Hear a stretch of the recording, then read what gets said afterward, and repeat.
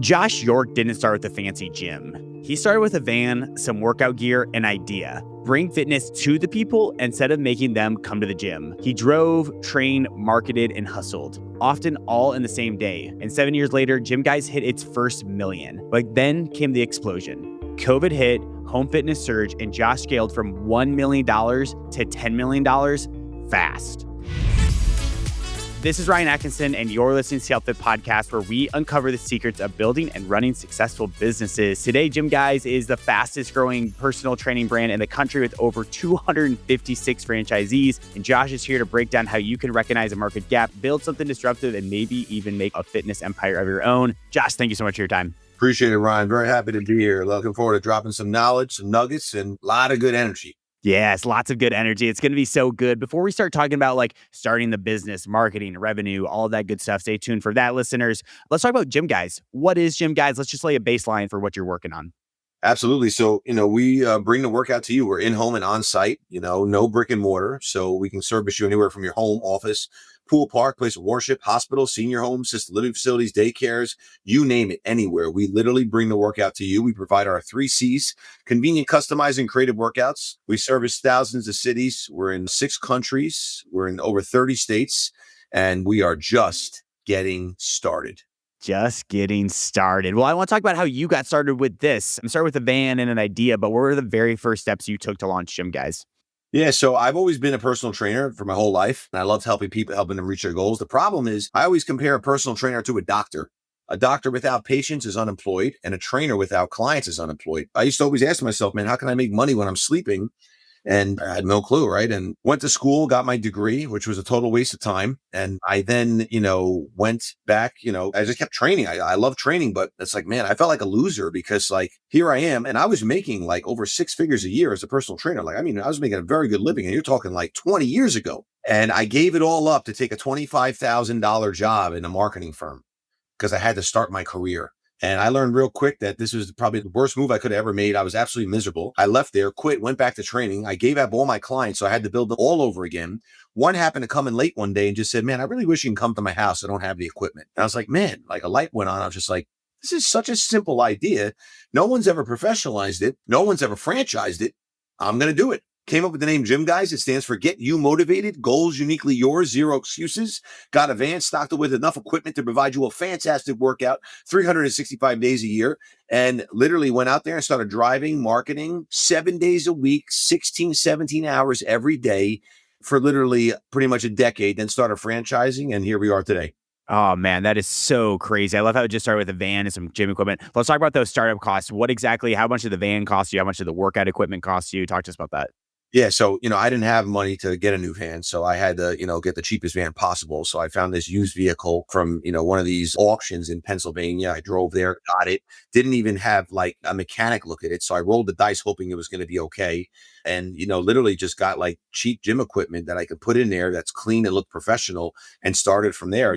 Look, the biggest problem is people think about ideas, but they don't take action. And if you don't take action, someone like me is going to come and eat your food every single day. You're never going to be able to eat because I'll just smoke you every single day. And it would never, ever, the chances of you ever competing with me, it would never happen. Now, a normal person, I'm not normal. Normal doesn't work. A normal person, maybe you have a chance at it, but it's about taking action. So I thought of the idea, I took action and made it happen. Oh, man, that's so good. I think that's what we talk about a lot on this podcast is the biggest difference between an entrepreneur and wannabe-preneur is the entrepreneur took action. Your first action was buying the van. You have one client that said, hey, I wish you could come to me. But Josh, how are you getting your first few clients with this new concept? This was 20 years ago or so. How are you getting your first few clients? I was literally old school, handing out flyers. Literally it looked like my children put them together on Microsoft Word. I was posting up everywhere, driving around. Now, remember, I had the van, right? So the van was a moving billboard. So it still is to this day. So I was driving that van around. I did everything you could possibly imagine. But here's the deal. The more hands you shake, the more money you make. So I was out there, building a lot of relationship, opening a lot of doors. And I was just creating massive omnipresence. You couldn't turn your head without knowing about GYMGUYZ. And that's how it kind of really took off. Well, I want to talk about that a little bit more because are you going to just random neighborhoods and putting out flyers? How are you targeted in that first approach, and what can listeners learn from that as well as their thing about starting a company? Yeah, well, look, when you start something, number one, you need to make sure there's demand for it, right? So I created a new category that never existed. So marketing online was going to be very, very difficult because people were not searching for this at the time, right? So, everyone was laughing at me, telling me I was crazy. You should open up a gym, a brick and mortar.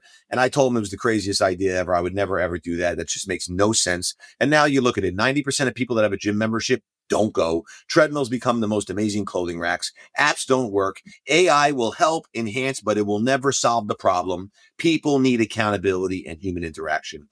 So, for me, it was, look, get out there, get out there, get out there, and get out there. And literally, most people are sitting behind their desk on the computer. I was only focused on one thing: revenue generating activities and targeting people who I knew could afford the service. Oh, man, so good. Let's move on to those revenue generating activities. So I hear you're doing like flyers and everything, but obviously there comes more to that, especially when you have an omni approach to marketing. What were some of those best first steps for you when it comes to sales and getting your name out there? I would just like pull up. I'd build a relationship with someone in a supermarket. I'd set up a table and I would literally just talk to everybody. And I would do it during busy hours, right? Like I was like obsessed, man. And honestly, dude, nothing's changed. I'm probably more obsessed today than I am then. Like, you have to be sickly obsessed. Like it's got to be such a sick obsession that you only eat, sleep, breathe, and going literally running through your veins is what you're thinking about. It's all day, every single day. So I just kept talking to people, building relationships. And one guy used to go every day. I used to stop there and I would like budget for the week, usually like $25, $30. And, I don't even know. You're a younger guy, Ryan. So I don't even know if you know this. And I hope you do. But like they used to have these 25-cent pack of Juicy Fruit gums. You remember that or no? Oh, come on, Josh. Yeah, I remember. Just making sure, because I don't know if everyone sees Ryan, but you got a handsome guy here, good head of hair. He's much younger, so I don't know if he knows this. But I used to literally just go to as many places as I can and just buy gum. And I would do it over and over and over for weeks and weeks. And what happens is you start knowing everyone in that place, right? You come in, you're branded, they see you, and then you start making small talk. And hey, well, oh, what about the sports team? Oh, yeah, great. Oh, what a beautiful day today. Next thing you know, you're now best friends with them. And that's how I would do it. And I start setting up tables, leaving information. And I'll never forget, I got my first call. Oh my God, I was so excited. I'll never forget it. It was the wildest thing ever. And then I started getting more calls, more calls. Then you have to work what you work, right? Like something smart for you to do, right? Like when you get off this podcast, hey, Josh, do you know anyone else could possibly be great for this episode that I can interview for the next one? That's what I used to do with clients. Hey, I'm looking to grow. Do you know anyone who might use the service? I'm going to give you a free session. And, that just kept just spiraling and just became pretty much a snowball effect. And that's how I grew it. Next thing you know, I'm like, holy crap, got like 35, 40 clients.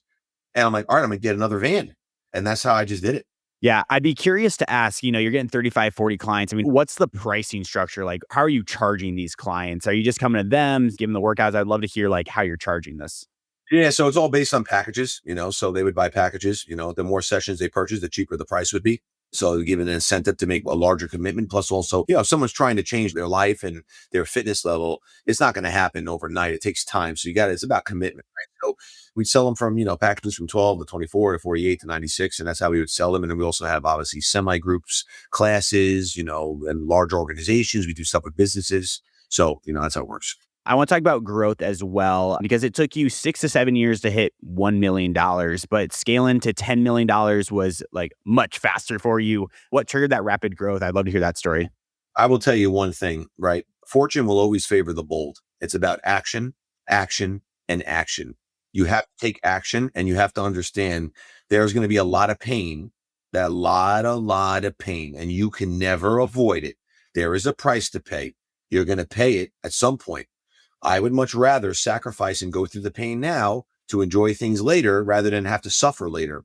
You have to have the suffering, and it's been a lot of suffering. So, people think these things happen overnight, but, look, in the next, probably 3 years, we'll be over 100 million. And it's like at the end of the day, that's probably one of the most hardest things to do. If you ever watch like these business shows, most businesses in America, I think less than 5% of businesses actually do $1 million in sales. It's very, very hard to do $1 million in sales.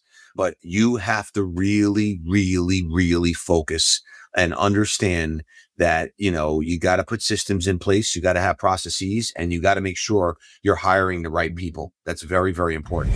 Most people spend months, sometimes years, just thinking about starting a business. But what if you could do it in just 10 days? That's exactly what the 10-day business launch plan is designed for. It's a step-by-step roadmap that takes you from idea to real operational business in just 10 days. Click the link in the description below and get ready with your business. What was that big trigger, though, from 1 million to 10 million? Was it putting those processes in place? Did you guys run a successful digital campaign? Did COVID play a part in that? I'd love to hear that growth from 1 million to 10 million. Then, of course, we're going to talk about 10 million to like 100 million, how you guys have 10x this so quickly. Here's the thing. I made a lot of mistakes, and you're going to make a lot of mistakes. And people always ask me all the time, what would you change? I wouldn't change anything. I wouldn't change anything. Your losses are your lessons, and you need them in order to learn. You have to be really willing, WTF, right? Not what you think it is. You have to be willing to fail. It's very important. Failure is the greatest thing you can ever do. And, there's certain people that can take you to a certain level, but they can't take you to the next level. You have to be smart enough and have a high enough level of emotional intelligence to understand, is this the right person on the bus, right? A lot of businesses like to call themselves families. We're a family. That actually probably should be one of the scariest things you should ever hear.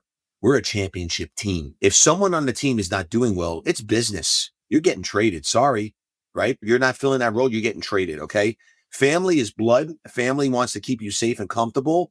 Business about winning. You want to win, and you got to have the right people in the right seats. So in order to break through those next levels, it's about scale. I had to start developing the proper operation manuals and the proper systems and tools and just technology to be able to oversee things. And look, you got to understand, in growing anything, you have to make sure you go slow. Everyone's trying to be Sonic the Hedgehog. Nothing great happens fast. It takes time. And the problem is with social media, these days, everyone's like, oh my God, look at that. Okay, first of all, you're looking at Beyonce as the finished product. Okay. You're looking at this business as the finished product. You have no idea about their journey. And listen, their journey maybe took 10 years. Maybe yours is going to take 20. Maybe it's going to take 25. Maybe it's going to take 15. Focus on yourself, and that's it. Don't pay attention to everyone else. What I'm reading between the lines here, just like comprehending, it's for you, it's been a lot about the process and getting that process right. You're not Sonic the Hedgehog, as you said here. It's really about getting that process right, getting the right people in place. And that's what someone's like, what allowed you to grow to $10 million and now doing $100 million in 2025, which is crazy to say. But it sounds like it's the process for you, Josh. It's all about the process. And that's the number one most important thing. You got to have the right process. And if you don't have the right process, you're going to fail miserably. It's, people think you could just kind of wing this. It doesn't work like that, right? And especially in the franchise world, you got to bring in the right people. That's very, very important too, right? People think you buy a franchise and you get sprinkled with fairy dust and you become a multimillionaire. You can. Am I saying you're going to? No. You have to follow the system and you have to work. Okay. Yes, you will be able to literally shortcut every mistake I made. You won't have to worry about any of that. But you're not going to succeed if you don't put the work in. I've heard a little bit about mistakes too. And you've made a ton of mistakes. Every entrepreneur is going to go through mistakes. Don't think you're going to be an entrepreneur and not make a lot of mistakes and get your battle scars in when you're starting your own company. For you, Josh, I'd love to hear what's been a mistake that taught you the biggest lesson. Huge question here, but what's the first one that comes to mind about a lesson you've learned from entrepreneurship? Oh my God. I say the biggest one is just understanding that, it's going to be hard, but it's going to be much harder than you think it's going to be. Actually, it's going to be 7,000 times, actually 150, actually 10 million times harder than you think it's going to be. And if you don't develop right here, if you can't see me, this is what I'm pointing right to my head, the mental resilience to understand that pain is part of it, you're never going to win. And here's the problem. You tap out too early. Next day could have been the day that changed everything, but you're soft, you folded like a cheap chair, and now we're roasting marshmallows over the fire pit for s'mores because you couldn't be strong enough to be like a solid brick and say, you know what? I'm going to push through this. I'm going to break through it, and I'll never quit. When you walk into our world headquarters, the first 3 words you see on the wall is we don't quit, because we don't ever quit, ever.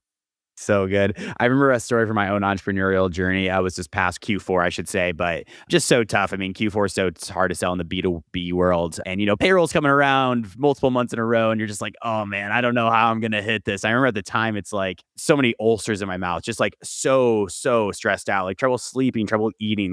It's so miserable. And you get in that cycle where it's I don't even want to do this anymore. But you push through and we got through Q4. Q1 was our best quarter by far. So it's a testament to what you said. Do not quit. Just keep going as an entrepreneur. And that's how you ultimately will succeed. Has there been a specific story though of you guys not hitting payroll by any means, or people stealing money from you, or tell us about one of those. I once drove to Atlantic City on a Friday night I had to come up with $20,000 by Monday just to make payroll. I had some money in my life savings, and I figured if I put it on red, obviously red's our brand color. If I put it on red, I could hit it 2 times and I'll make payroll for Monday. So I drove 3.5 hours to Atlantic City, about 3.5 hours from me, sit in front of the roulette table, pretending I was going to go in next. All right, this is it. I'm going now. I'm going now. It hit, then it didn't hit. I'm like, what the hell am I doing here? This is just too crazy. I can't do this. And I was like, I got to figure another way, right? Listen, let me tell you something. There is always a way. Always. There's always a way. And it always works out. But you have to do your part. You have to do your part. And I was like, you know what? I'm going to offer free sessions to all my clients. I cannot collect credit cards because I need to deposit the money today before 1 o'clock on Saturday before the bank closes, because the credit cards won't hit Monday. It's going to take a day to process. They won't hit till Tuesday. I need the money Monday. I only needed 20 grand. It was actually 22. I ended up raising $46,000 literally in the matter of like 6 hours, drove all around Long Island collecting checks and deposited them by 1 o'clock into the bank. I gave out over 100 free sessions that day and I made it happen. Plus I had extra money to get other things done. So again, it always works out. And I could share hundreds of stories like that of all the things that I've done. And I've done some crazy things over the years. Oh man, that's so crazy. Yeah, I think that is a testament to entrepreneurship there. I want to get back to like building this. When did you guys start introducing like franchisees? Was that opportunity there from year 2, year 3? How'd that scale and what did that teach as a leader? Yeah. After year 7, we started franchising. So 2014 is when we started franchising. And, I don't even say really 10 years, because, I figured 2 years with COVID. So, we've been really doing about 8 years, but that's when we started franchising. And what has that taught you as a leader? Because obviously then it's a whole new ball game once you start getting franchisees. I mean, what did that lesson teach you and how did that impact your guys' revenue growth? Well, it's actually funny. So everyone thought like, oh, we're going backwards, we're going forward. We were going backwards. I didn't have anyone invest in the company.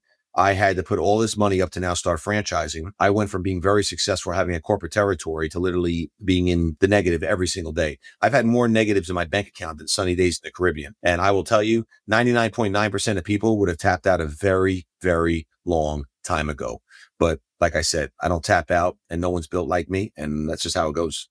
Josh, I mean, like what keeps you going here? Like for me, honestly, it's a couple things. Number one, my children. Number two, I've had a very rough life growing up. And obviously that is a very, very big advantage I have over other people because you have to really experience real pain to be able to push through real pain. So am I saying that someone who doesn't go through pain can't be successful? No, absolutely not. But they're not going to be successful if they can't go through the pain. So you better start seeking discomfort on a daily basis. I mean, every single day you start doing uncomfortable things. And that's the benefit to that is when you work out, you could really work out like I work out and really push yourself and put yourself through, massive amounts of suffering, which is going to build your resilience and help you in business. But I don't know. I love, all the people over the years who laughed at me, told me I could never do it. I've had, billionaires tell me my business was like Swiss cheese. I ended up creating a holiday on August 1st now, National Swiss Cheese Day. I FaceTime the guy, get a half a pound of Swiss cheese. I say, thanks for the inspiration. He ended up seeing me on the front page of the New York Times. About 7 years later, calls me up, tells me how much he believed in me. I'm like, what are you talking about? I just love when someone tells me I can't do it. Like, I want you to say that to me because I'm going to prove you wrong every single time. Do you need that as an entrepreneur? So do you need that chip on your shoulder to succeed in entrepreneurship? That is correct. Yes. I'd be curious talking more about like that chip and whatnot, and like, because you do need to experience real pain to get through real pain, as you said. I mean, what's been one of the most painful things about building this company and like, what can someone learn from that experience as well? I think cash flow is going to be the most painful thing ever. Like I suffered with such cash flow issues for over a decade. I mean, like literally every week, how am I going to make payroll? Literally every single week. So, doing that for over a decade, you wonder why there's such a very, very small amount of people that actually win in life. And I mean, really win, like real success, because it's easy to say, it's not easy to do. Speaking of doing as well, I love this topic with mindset with you because I feel like you can talk about it forever. For someone to start experiencing, discomfort in their days, pain in their real days, what are a few action steps that they can take to start experiencing that even before entrepreneurship? Like, what are some things to make someone uncomfortable? Yeah. So that's why I was kind of talking about, the fitness. Like, look, I was mentored by Fred DeLuca. May he rest in peace. He is the founder of Subway and he used to mentor me back in the day. And, I'm actually extremely introverted. You might not believe that, but I actually really am. And it took me a very long time to be able to talk to people. I used to have such anxiety that I would literally throw up before I'd have a conversation. Like I literally would have that bad anxiety, like to the point where I couldn't breathe, almost hyperventilating because I was so uncomfortable. And he said, Josh, what you could do is start going to a supermarket that's not in your territory. And in that supermarket, just ask every day 5 random people some weird questions. Like, I'm having chicken for dinner tonight. What's a good side? Hey, can I borrow $5? Like just weird, uncomfortable things.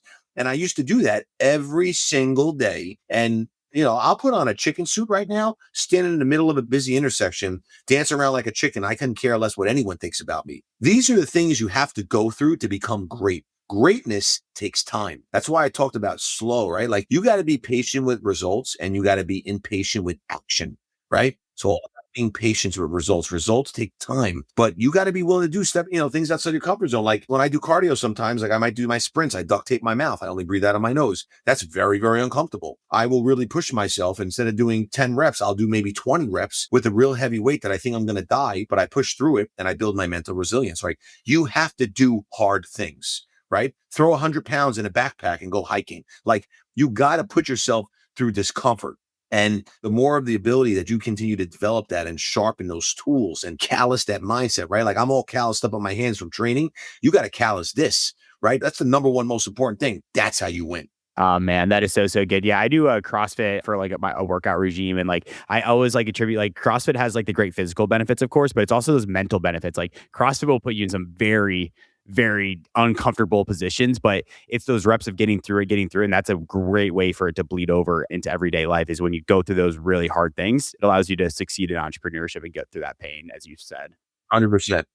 Josh, this has been really good. We have talked a lot about mindset, and I love the topic of mindset. Before we dive to our fan blitz questions, what are like 2 or 3 resources you would recommend someone to more about mindset? Books, podcasts, would love to hear that. I would say a great book by Carol Dweck is called Growth Mindset. That's a great book. I would read that. Here's the thing. Like everyone's like always asking about reading books and listening to podcasts. Listen, honestly, just listen to this and you're good. That's it. If you listen to this, you're good. All you need to do now is take action. Everyone's looking for like all these nuggets and let me listen to this. I'm going to go to this seminar and I'm going to go.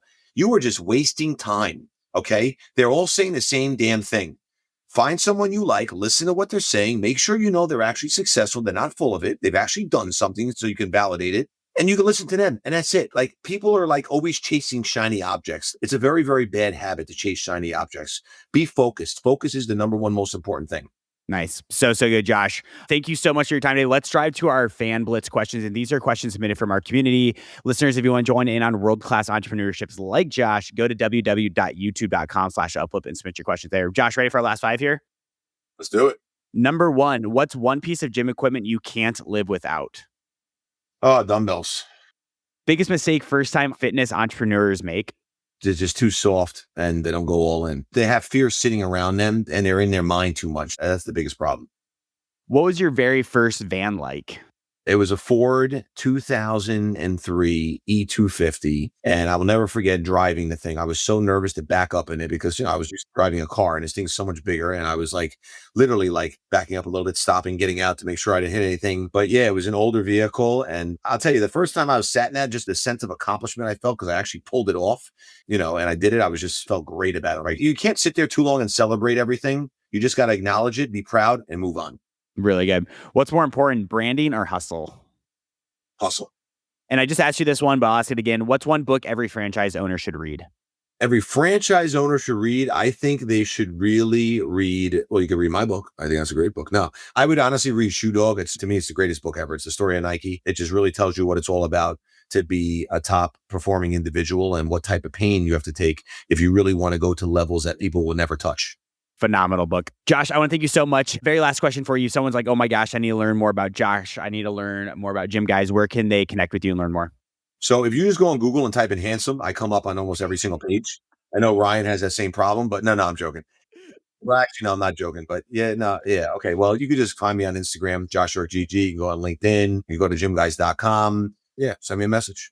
3 quick takeaways for you. Number 1, take action. I think just reading through what Josh was saying, comprehending what he was saying, take action. That's going to be the biggest difference between an entrepreneur and a want-to-be-preneur. Number 2, WTF, but not what you think it is, willing to fail. Be willing to fail in any entrepreneurship venture. I think that is one of the most important parts because you will fail. You will have setbacks. It's just how you get up and respond to those. Number 3, to be an entrepreneur, you got to experience real pain. If that's getting that through your childhood, but even everyday activities of working out, pushing yourself to the next level. Really great tidbit right there. So Josh, thank you so much for being on today's episode. If you enjoyed this episode, make sure to like and subscribe. We've got great episodes coming out every Monday. We don't want you to miss a beat. See you guys on the next episode.